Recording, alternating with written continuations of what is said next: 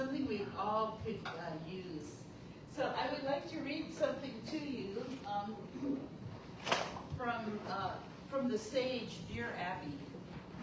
And I read this yesterday. If you were here, please excuse me. This is called The Paradox of Our Times. The paradox of our times is that we have taller buildings but shorter tempers, wider freeways but narrower viewpoints.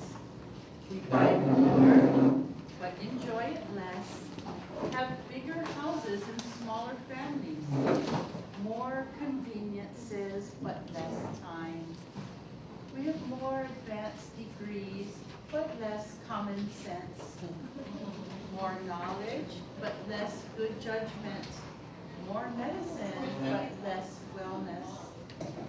We have multiplied our possessions, but reduced our values. We have higher incomes, but lower morals. We have been all the way to the moon and back, but have trouble crossing the street to meet a new neighbor. We have conquered outer space, but our inner space is still a mystery to many of us. We've cleaned up the air, but polluted the soul, split the atom, but not our prejudices. We talk too much, love too seldom, and hate too often. These are times of steep profits and shallow relationships. More leisures, but less fun. 2 incomes and more divorce. It is a time when there is much in the showroom and nothing in the stockroom. A time when technology can bring a letter to you in seconds, and you can choose either to make a difference or just hit delete. So the question we ask ourselves is, where is your treasure? Is it in the bank? Is it in your garage? Or is it in your home and your family? Wherever your treasure is where you need to spend the most time, because those are where your values are. You know, we learn Hawaiian values from our tutu, from our parents, through the power of example. And these are the things that will keep us strong when we have crisis in our life. When you have all kinds of things going on and we need that reservoir of strength, it is the values that are going to keep us going and keep us afloat. And so today, what I would like to share with you are the stories behind these values. In ancient times, when all of the ancient ways were forbidden, how they communicated the important things were through stories. Because these stories would not be monitored, and that way you could teach your children, your mo'opuna, all the things that were important. And so it is the values that connects hula, olelo Hawaii, lomi lomi, la'aula ka'au. These are all of the things that are connected through these values. And they are universal everywhere. Families are taught these things. And so this is something I love. It's going to be a lot on Hawaiian values and empowerment of us as women. And the first story that I would like to share with you is called Finding the Flame.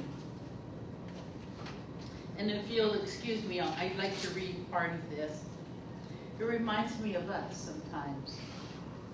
I was in burnout. I had lost my passion, my fire. My work had grown repetitious, and my life was falling apart. I had a 2-week stint in paradise, and still that couldn't revive me. I felt no aloha, no spirit, just deadness inside. I flew to Kauai in the isolation of a friend's home to rekindle my flame. Some folks, when they hit the low point in their life, pray to hit the lottery or be swept off their feet by the love of their life. The symbol of the lost flame became a simple glass ball. You see them all over the islands. They have come from the fishermen's net. What's happened is they've broken loose and they float on the current to Hawaii. And you see them all over. And this woman who's telling this story says all of her friends said to her, you know what, they don't use these glass balls anymore. They only have the plastic ones, and it's been years and years. And for Shirley, this woman, she said the glass ball became the symbol of the lost flame that she was looking for. They had survived sometimes years in the ocean and found their way to a new shore. And in their crude simplicity, they represented hope and a promise of a new tomorrow. Surely there was one little glass ball left in this big ocean that would come to her to symbolize a new hope for a better tomorrow. Every morning she would walk Anahola Beach, Anahola Beach in its beautiful curve of sand and seek that glass ball that may wash up. Every evening she retraced her steps way into the night to find that mythical and magical glass ball that would change her life. She said, each morning I asked God and the ocean for one small glass ball, a sign that my life would be better. I cried over the sadness I was feeling and let the red glow of the sun fill me with hope. Every evening, I watched the sun exit behind the ocean horizon. On the last evening in paradise, there was a storm that was kicking up, and the skies were dark. By that time, she said, I had pretty much conditioned myself that I was not going to find the glass ball that I was looking for. And I felt really stupid that I would be speaking to the ocean and asking the ocean for help. Suddenly, she looked under the sand, and there was something shiny and dull. And she dug it up. It was a discarded light bulb. She was so disappointed. And under it, there was something else. And she said, why not? And as she dug it up, there was one small little glass ball, exactly what she had asked for, one small glass ball. She said, this was it. This was my gift, what I had been looking for, the symbol of my promise. It was done. I had my answer. She took it back to the cabin and scrubbed it and cleaned it. She even went to bed with it and put it by her pillow. She said, that night I had a dream. I dreamed of glass balls of every shape and size surrounding me. I had never seen so many. They were at my feet and hanging on invisible wires around me, and I was dancing amongst them all. When I woke up at 4:30, the day was just beginning to be born. The dream still surrounded me. I slipped out of bed, grabbed my backpack, and started heading toward the ocean. Fully rested and fully awake, I knew I was walking into a magical world. Barely had I started down the beach when there at my feet was a glass ball. As though expecting it, I picked it up and put it in my pack, remembering to thank the ocean for 2 glass balls. A few feet down the beach, I saw another one, bobbing in the water. I gathered it up only to see another one just feet away. The next one was resting at the edge of the beach debris. My pack was full, yet I moved on, still in a dream. As I neared the river mouth, the sun was just coming up and in a red ball of fire.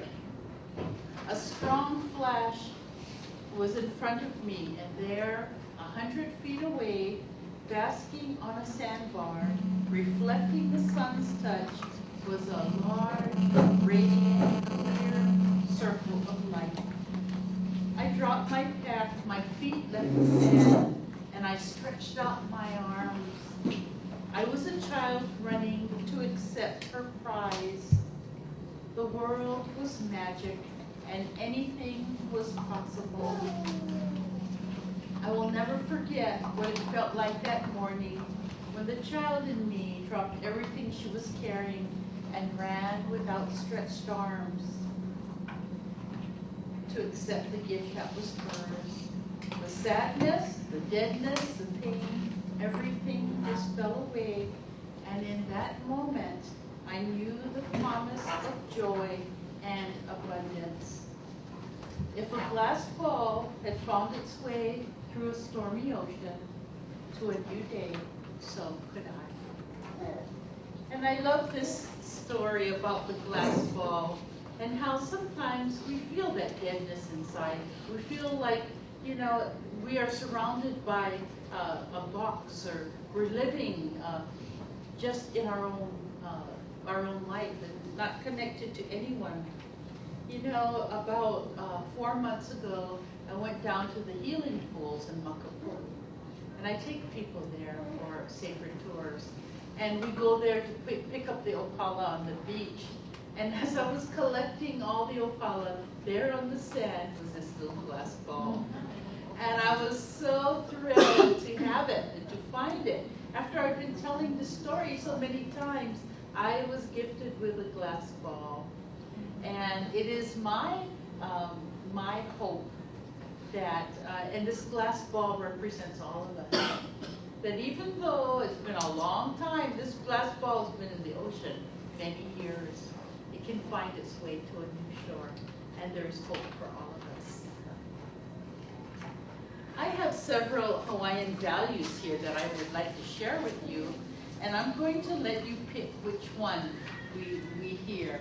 So I would like to start here with you. Would you pick one for us, please?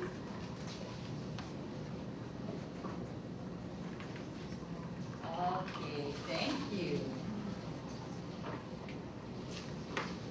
She picked the Hawaiian value, kupai anaha. Can you say that? Kupai anaha means amazing. And this is a true story told to me by my son. My son lives on the island of Maui. In fact, I have 6 children and 17 grandchildren. And when it was his birthday, I called him and I said, "Hey, Conan, happy birthday. So how old are you, 33? He goes, "Mom, I'm 37. I goes, "Oh, sorry. I lost track of how old my kids are. I remember their birthday, but I can't remember how old they are." Anyway, this is a story of my son who lives on Maui. He has a little place in Iao Valley. And he's at the entrance of Iao Valley where the traffic speeds in and there's traffic speeding out. And he lives at the bottom of a steep slope. And at the top, facing the road, are beautiful plumeria trees. And his landlady said to him, "Don't let anyone pick the plumeria because sometimes they're not careful and they break all the branches. They're so delicate." So he said, "Okay." Well, one day he was unloading Tahitian drums from his car. He teaches Tahitian drumming. He's a fire night dancer.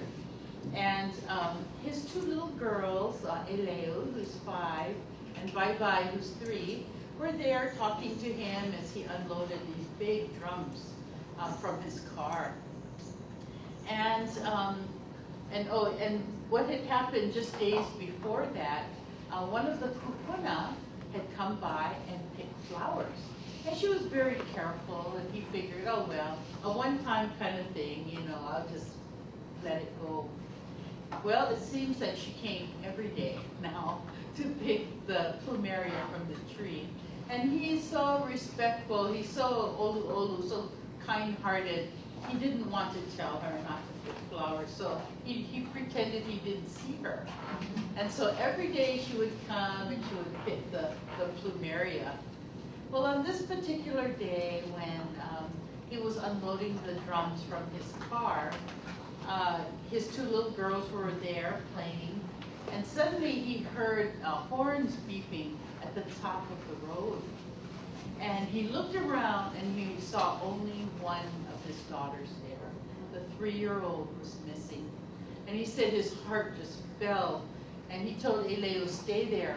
And he ran up to the top of the hill, really afraid of what he might find. And when he got up there, he saw his baby safely held in the arms of the kupuna, who had been picking flowers. Apparently what had happened is that she had wandered up onto the road, and the cars were beeping their horns to warn the other motorists to watch out for her. They were going so fast they couldn't stop. And so here this kupuna had come and lifted her up and carried her. And he said when he held his daughter, his heart was just beating so fast, and he was so grateful that she was safe. And as he went home, he said, he remembered, oh, I forgot to thank her. And he said, well, I won't worry about it. I'll see her tomorrow. She's been here every day for months, you know. And so the next morning he went to look for her, and she wasn't there. And the next day, and the next day, she never returned. And he said to me, I think she was an angel sent by Keakua to save my daughter. And I want to tell you that each one of us has angels in our lives that protect us and watch over us. It is nothing short of amazing that we are loved and we are cared for. Kupainaha is amazing.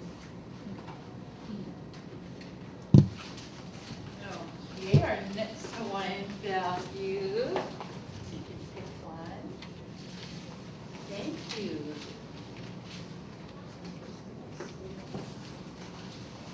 This Hawaiian value is the word ho'omaka. Can you say that? Ho'omaka. Ho'omaka means to begin anew. The year is 1934, the place Peking, China. There was a doctor who received a letter, and this letter said, Dear doctor, I was under the care of another doctor in the hospital. I had lost my baby the day it was born, and I was so sad. And then my doctor said that you were there. You had the same last name as me, and you wanted to come to meet me because we may be relatives. She said a short time later you came into my room. You didn't say much of anything, but you placed your hand on my arm, and pretty soon I felt better. And she said, after that I never saw you again. But the nurses told me that you were here practically night and day in the hospital. She said in the letter, today I was a guest in a beautiful home here in Peking. And on the wall, written on a brass plate, about 2 feet long, were the words in kanji that said, enjoy yourself. It is later than you think. She said I had not wanted another child because I was still grieving for the one I had lost. But at that moment, I thought, maybe it was later for me than I thought. And because I thought of my baby, I thought of you and your kindness to me. So I'm writing you this letter. On the day you receive it, please think very carefully about the words, and it was signed Marguerite. Well, this doctor usually slept very well at night, but that night he tossed and turned and woke up many times.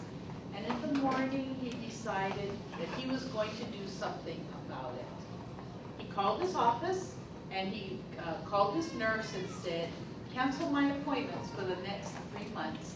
I'm going to South America. South America was his dream of his lifetime. This is where he wanted to go.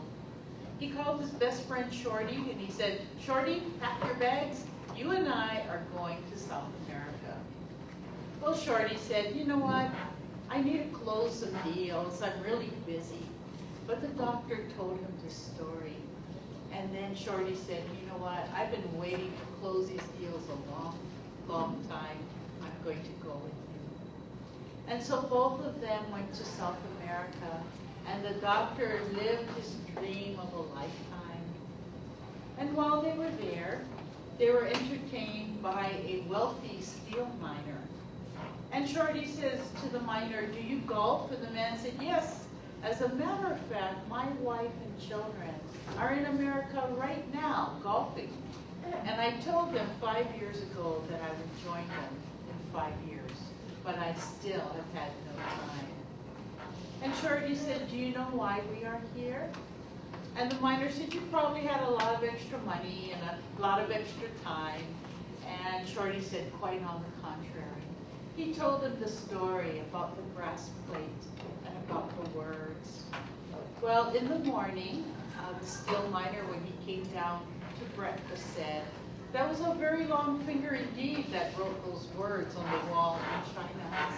I have emailed my wife and children that I am coming to join them. And Shorty, who was well and strong months before, has gone on to his reward. And his best friend, the doctor, who sat at his best friend's deathbed, said, Shorty said to him, I'm so glad we went to South America. I am so glad we didn't wait. Is there something you have put on the back burners in your life? Is there something you really, really wanted to do? Or is there someone you really needed to talk to? Enjoy yourself. It is later than you think. Now is the time to live your dreams. Now is the time to do those things which will bring joy to your heart. Ho'omaka, you begin anew. Okay, let me come down this side here and see. Would you like to pick one? Okay, thank you.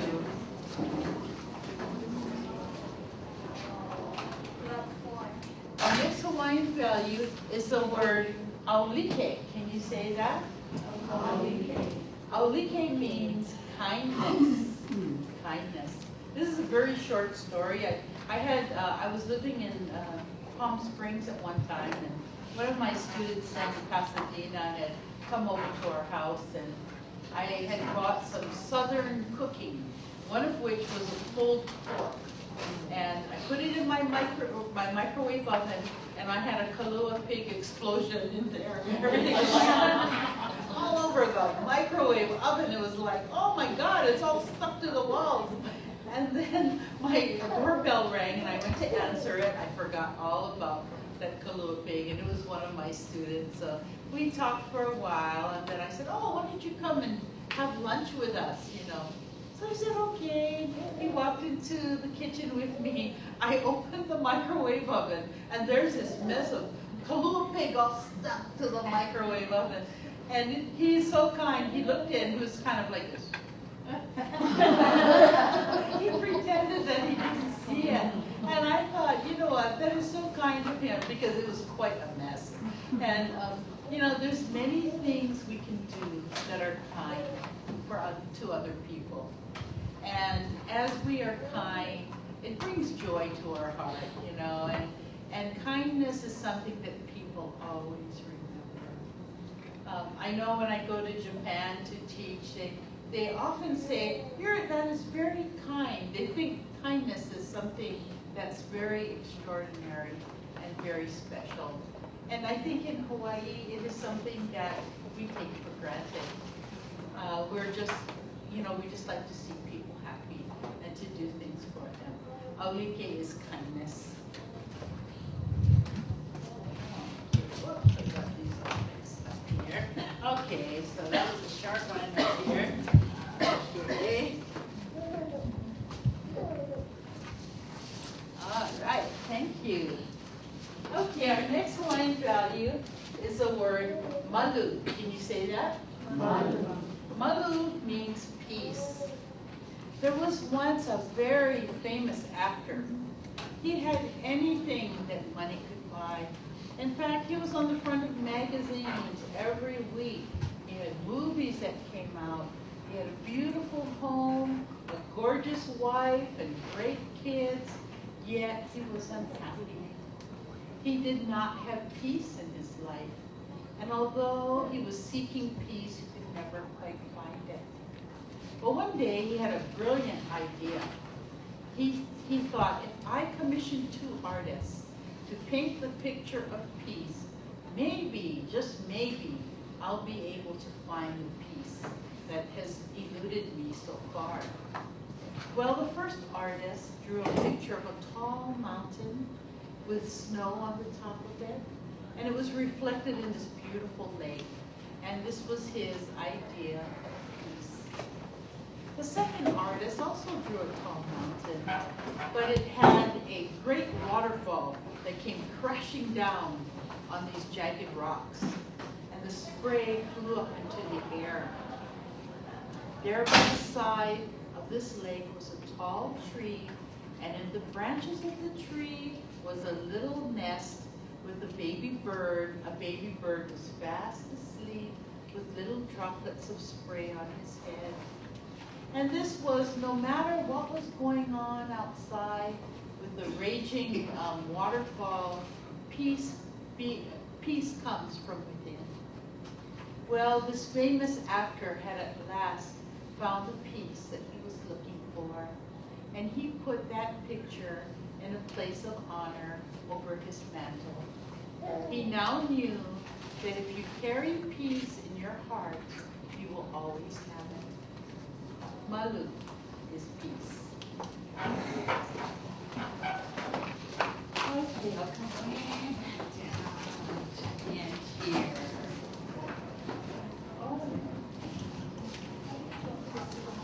Okay, thank you.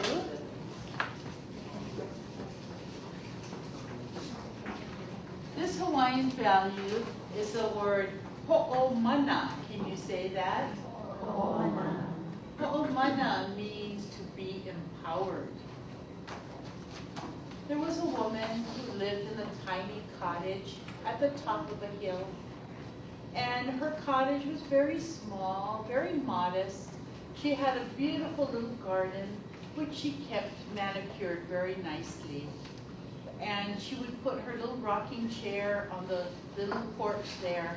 And every night, as the sun started to set, she would look across at the other mountain. And there on that mountain was a big, beautiful home with a Monier tile roof and a wrought iron fence around it. But when the sun started to go down, it would light up the windows of this house until they shone like gold. And she called this the house with the golden windows. And she thought it was the most beautiful house in all the world. But one day she decided that she had to visit this home that she loved so much. And so she spent the whole day going down through the valley and up to the other mountain peak. And when she reached the other side, she looked and she looked, but as if by magic, the house with the golden windows had disappeared. In its place was another structure that had a Monier tile roof, but all of the tiles were falling down and cracked. There was a garden, but it was untended, with many weeds growing around it. And the wrought iron fence was so rusty. And she was so disappointed, and as the sun started to go down, she looked over her shoulder the way she had come. And there on the other mountain range was her humble little home. And as the sun started to set, it lit up the windows of her home until they shone like gold. All this time she had lived in the house with the golden windows, and she didn't even know it. You know, often we see other people and what they have. They have a better job or a better home or more than what we have. And we think that they have it good. But, you know, we have been blessed with so many things. we are empowered when we realize that we are cared for and that we are loved. There's a card that I read once, and this is what it says about God's love for us. Each season gives way to the next. The stars maintain their perfect placement. The earth keeps its steady course around the sun, and God loves you. By hour, by day, by week, by month, by year after beautiful year, God loves you. And I think it's important for us to know that we are loved and we are cared for. There was I had a Lua group from Kauai come to Oahu to learn spiritual warfare. It's actually about protecting themselves. And this one person in the class heard this story, and he said, I didn't know that God loved me. And I felt so sad for him, because think of all this time he went on not knowing that he was loved. And I want to tell you that you are loved no matter what, and that you make a difference, and that you are perfect just the way you are. I think we need to remember that we are whole and well, and that we are enough. Can you say that? I am enough. I am. Say it again. I am enough. Just as you are enough. Ho'omana, empowered. Okay, let's come on this side. Oh, I'm sorry, this side. All different kind of stories here. Did I have you? Okay. Okay, I love this story. I have my favorite. This word is malama. Can you say that? Malama. It means to care for with love. This is a story of two women who went to college together, and every year they would meet up again, and this time in Santa Fe, and they would catch up on the news of what they had done during the previous year. Well, they went to a small little diner, and as they were sitting down, they were actually led to the back of the diner, where it was very quiet. And as they were sitting there, they couldn't help but notice an elderly couple that was sitting nearby. The man was very tall and had beautiful white hair and tan and very athletic looking. And the woman was still beautiful and very petite and lovely. But what caught their attention is the way she looked at this man with such adoration in her eyes. And one friend said, I think they just met. They must have just met, the way she's looking at him. And the other friend said, no, I think they've been married a while. And as they kind of eavesdropped on the conversation, the man asked her opinion about a business venture he was doing, and the woman seemed to agree with him. And then he ordered dinner for her, reminding her that veal was her very favorite. And then he held her hand, and as the two friends looked on, they thought, wow, this is love. Well, the scene seemed to change, and a very perplexed look came over the older woman's face. And she looked at the man and she said, do I know you? What is this place? And he said, yes, you know me. I'm your husband, Bob, and we're here in Santa Fe. It's our daughter's birthday. And she said, I'm sorry, I seem to have forgotten. And he said, don't worry, honey. He said, eat your dinner, and then we'll go back to the room and lay down. And he tenderly touched her cheek, and he said to her, you look very beautiful tonight. The two friends, as they looked on, had tears in their eyes as they looked at this touching scene, and they said, now this is truly love. Malama, to care for with love.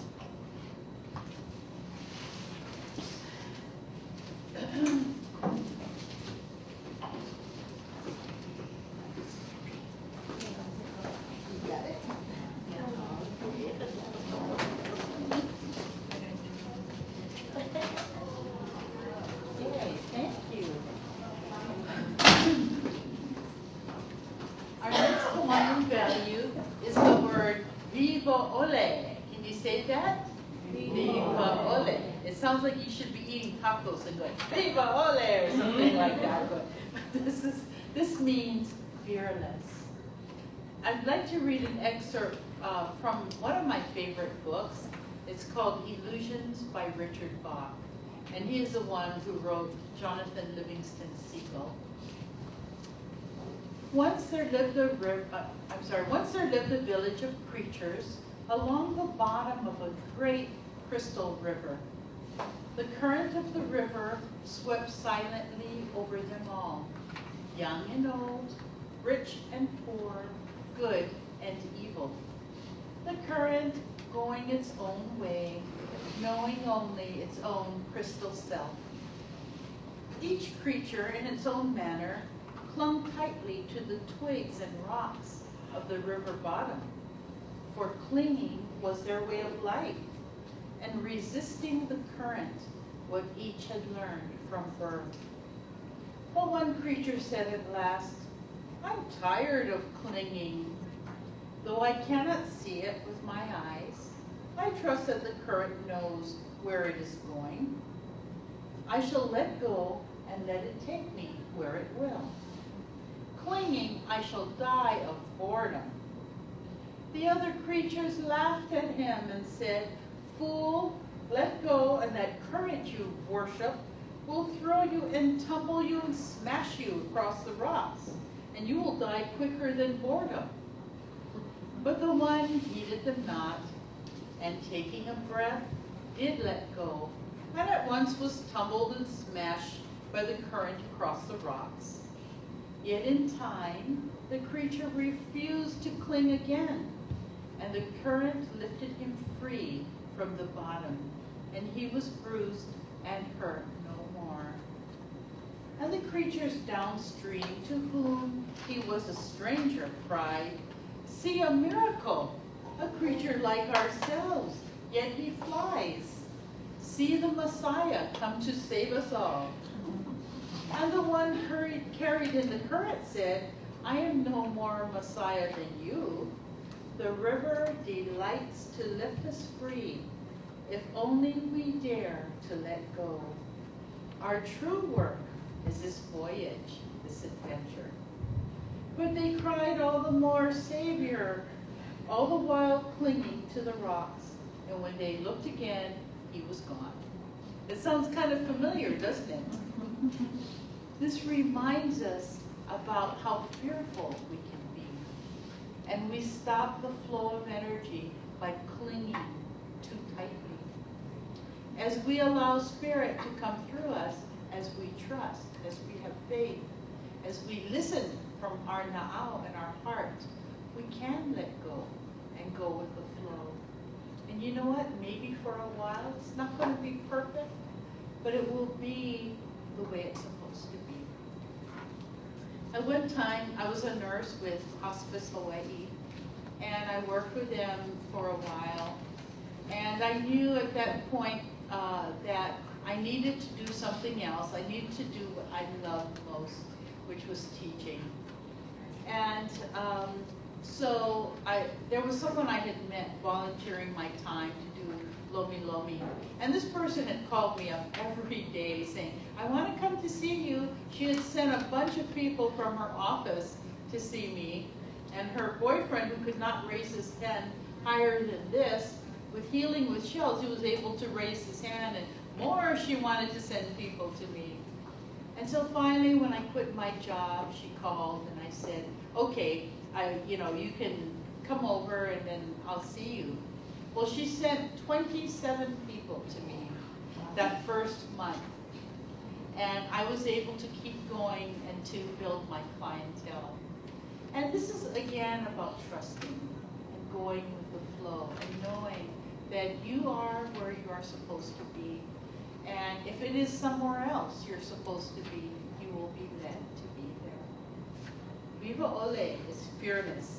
You know, there is something that was really profound that I read, and that was something that a Hopi elder had said that has to do with our lives today. You know, with with our Native American brothers and sisters, we have so much in common with them. And this Hopi elder said, "You have been telling people that this is the 11th hour. Now you must go back and tell people that this is the hour, and there are things to be considered. Where are you living? What are you doing? What are your relationships? Are they the right relationships? Where is your water? Know your garden. It is time to seek your truth. Create your community. Be good to each other. And do not look outside yourself for a leader." Then he clasped his hands together and smiled and said, "This could be a good time." There is a river flowing now, very fast. It is so great and swift that there are those who would be afraid. They will try to hold on to the shore. They will feel torn apart and suffer greatly. Know that the river has its destination. The elders say we must let go of the shore and push off into the middle of the river. Keep your eyes open, our heads above water, and see who is there with you and celebrate. At this time in history, we are to take nothing personally, least of all ourselves. For the moment we do, our spiritual growth and journey comes to a halt. The time for the lone wolf is over. Gather yourselves, banish the word struggle from your attitude and your vocabulary. All that we do now must be done in a sacred manner and in celebration. We are the ones we've been waiting for.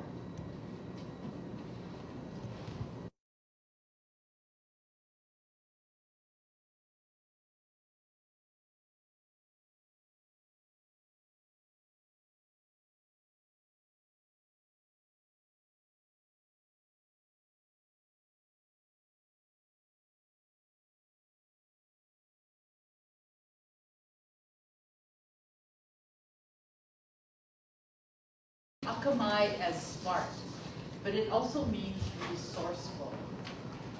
There was once an elderly gentleman over in Palm Springs, and he bought a brand new red convertible. And as he drove it out of the dealership, he could feel the wind blowing in his hair. And as he traveled down through the desert, he put the pedal to the metal, and off he went. Soon he was driving 100 miles an hour when he noticed in the rearview mirror was a flashing blue light. Well, he decided to go even faster than that, and off he went down the road. Then he reconsidered and said, "Okay, I better pull over." So he pulled over to the side, and there was the highway patrolman who came to his car.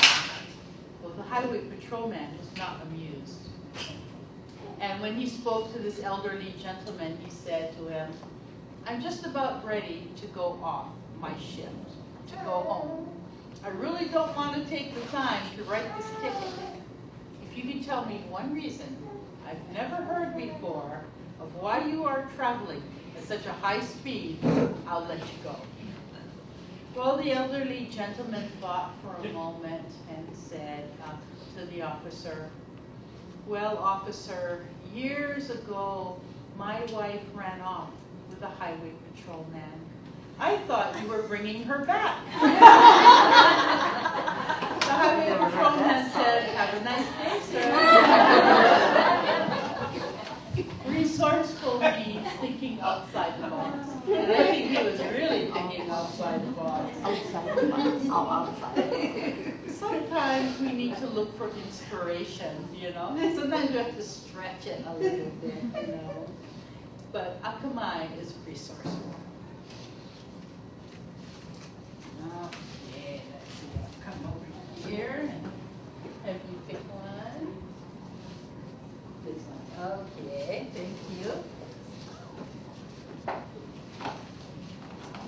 Hawaiian value is the word olu olu. Can you say that? Olu olu means caring. This is a story about a little girl who's 5 years old. Her name is Lindsay. And Lindsay was a premature baby. And she practically lived in the hospital. She had many medical problems. And the nurses there loved Lindsay. But Lindsay had a favorite nurse. And this nurse's name is Lori. And Lori was so nice to her. She would come to work and bring color crayons and bring a book to read to Lindsay. And Lindsay loved her so much. Well, one day when Lori came to work, Lindsay was all excited. And she said to Lori, "When I grow up, I want to be what you are." And of course, Lori was very happy, and she said, "Lindsay, you will make a wonderful nurse one day." Well, Lindsay shook her head. No, she said, "Not a nurse." She said, "When I grow up, I want to be an angel." I want to tell you that you are an angel in the lives of people around you. And you may not even know it. Sometimes our angel wings are not showing, but the angelic part comes from within, our heart. There are those who look forward to seeing you every day, whether it is to hear your voice, whether it is your calm ways, whether it is your excitement or your smile. You are an angel to them in their lives. And many blessings go to you from all of these people who love you so much. Olu olu is caring. You know, caring is something that's very elusive. If it's not there, it's very hard to put it there.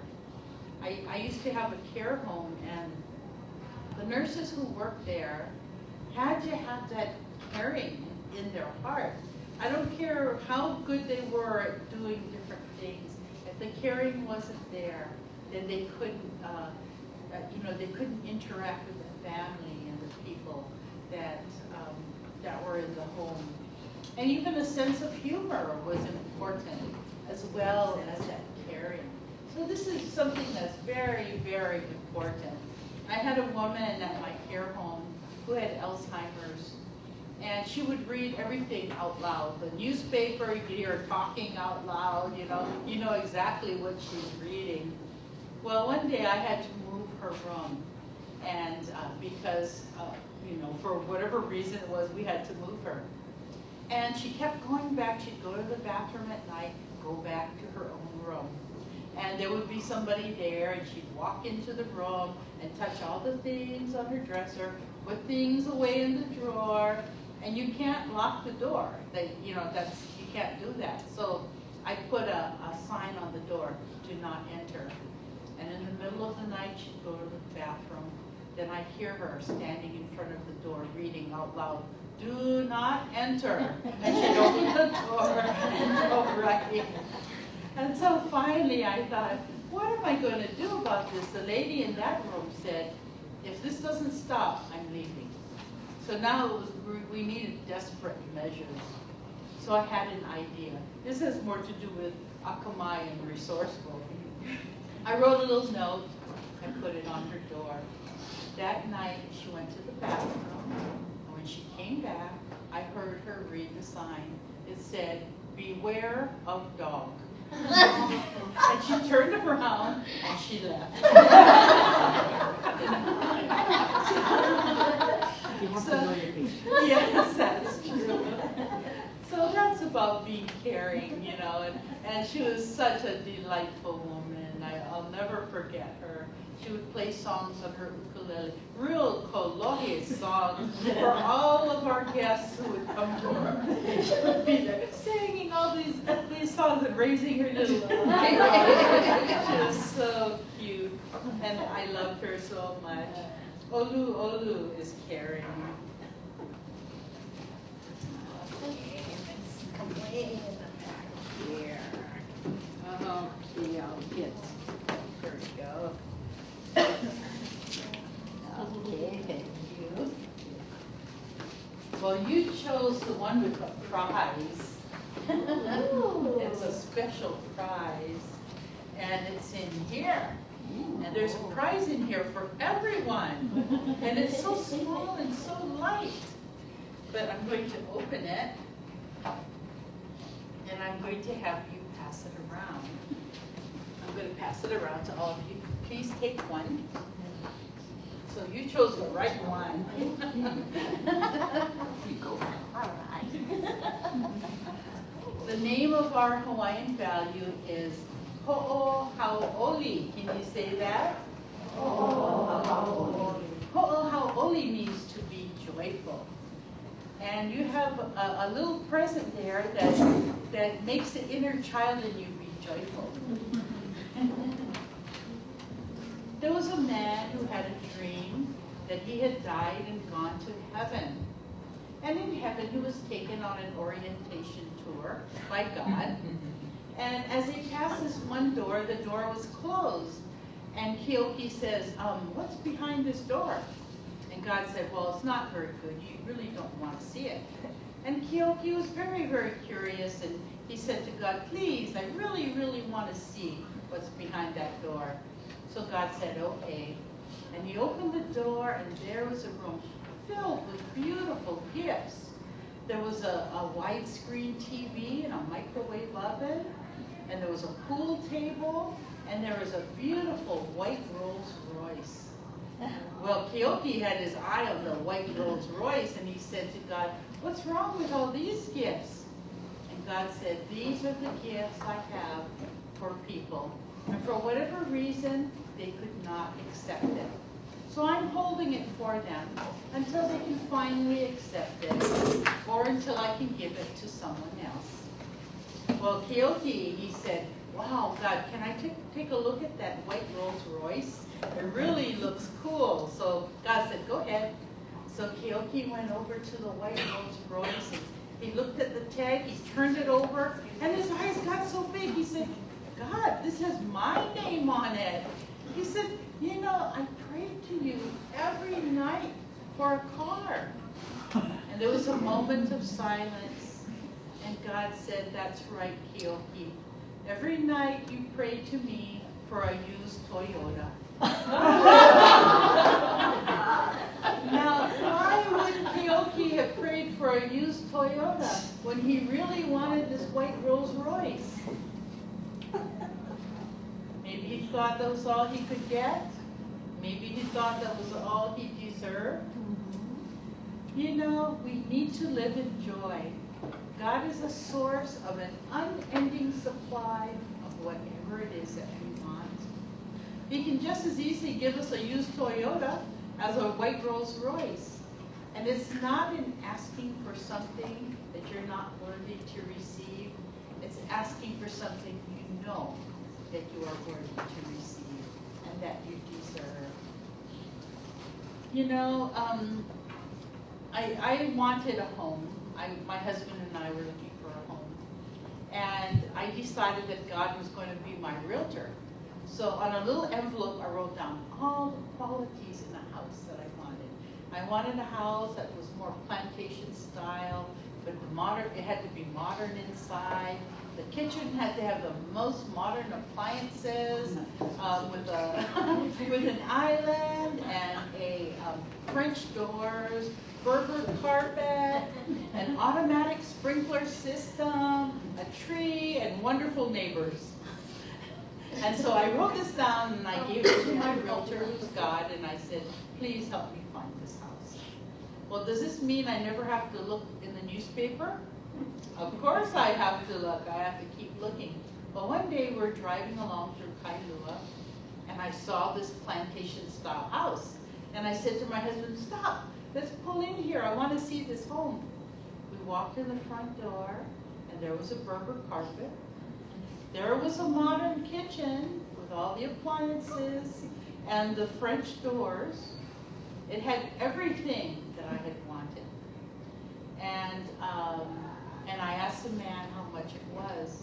Well, we were short $35,000 for a down payment for this home. And as much as we tried, we could not get forget it. But every night we would go to that house because it was empty. It was empty. And we would look in the window, the French doors, and I said, if we had this house, I'd put the coffee maker here, and I'd put all the canisters there, and I was dreaming about what I would do if I lived in this house. Every open house they had, we were there. So the realtor knew us. Hi, Mrs. Carroll. Hi, Mr. Carroll. Good to see you again.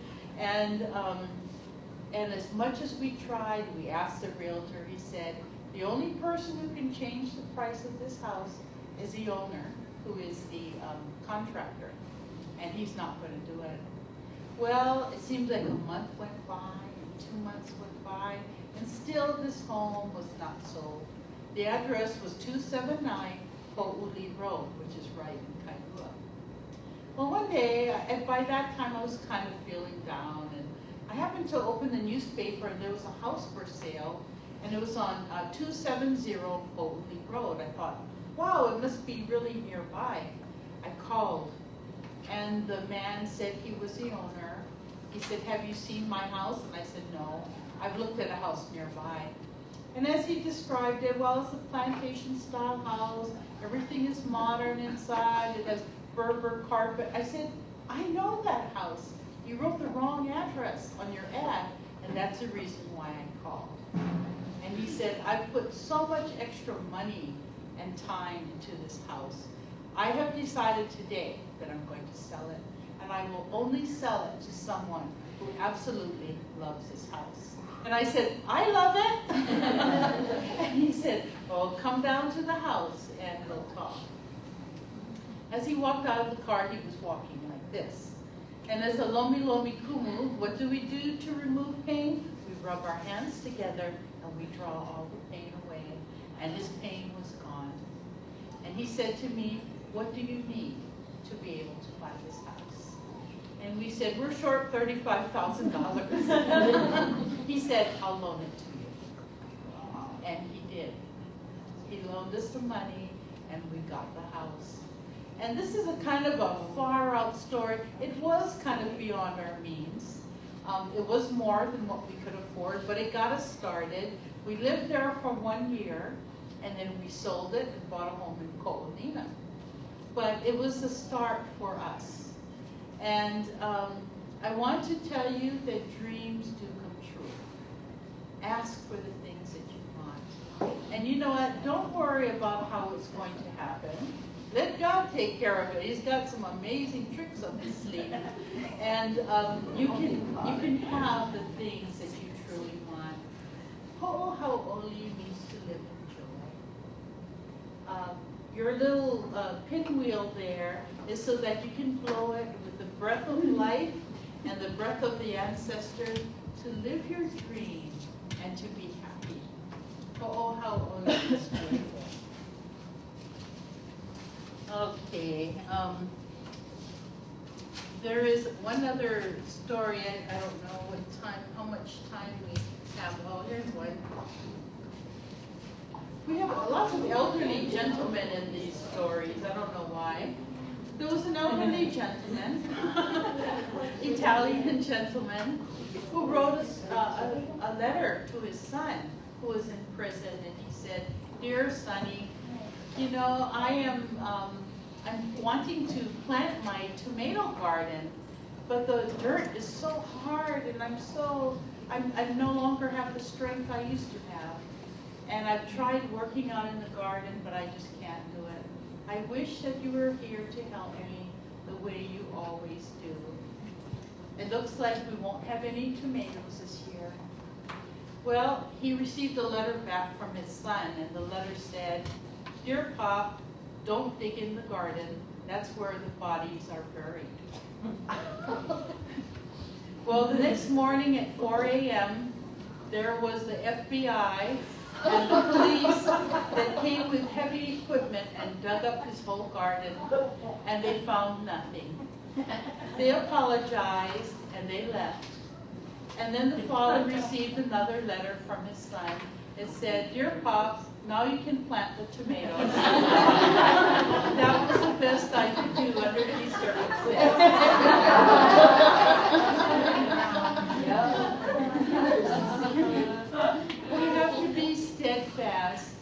who we are and what we believe in, and in our love for each other.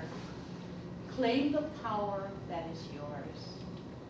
You know, as women, many times we have given our power away. We're so used to saying yes.